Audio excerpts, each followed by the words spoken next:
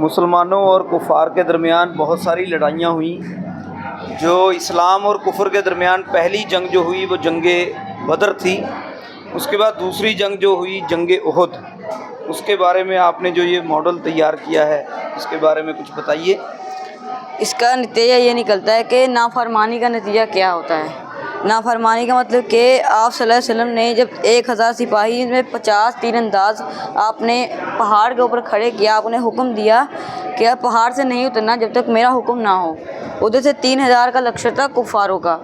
جیسے ہی جنگ شروع ہوئی مسلمان جیتنے لگ گئے، تو اس میں سے 41 صحابہ اکرام جو تھے انہوں نے مال غنیمت کے پیچھے نیچے اتر کر مال غنیمت اٹھانے لگ گئے۔ اسی چیز کا حضرت خالد بن ولید انتظار کر رہے تھے، انہوں نے پیچھے سے حملہ کر دیا۔ اس سے آپ کا لڑائی یہاں تک گئی کہ آپ صلی اللہ علیہ وسلم کا دانت مبارک شہید ہوا، اور اس میں سے 70 صحابہ اکرام شہید ہوئے، اور سب سے بڑے صحابہ حضرت حمزہ آپ صلی اللہ علیہ وسلم کے چچا جان بھی شہید ہوئے۔ اور اس سے یہ سیکھ ملتی ہے کہ اپنے استاد کی بات مانو، جو جب تک وہ کچھ کہیں نہ جب تک اس کے بات پہ ڈٹے رہو۔ جی جی جی، یہ جنگ احد کتنی ہجری میں ہوئی؟ جنگ احد 17 اشوال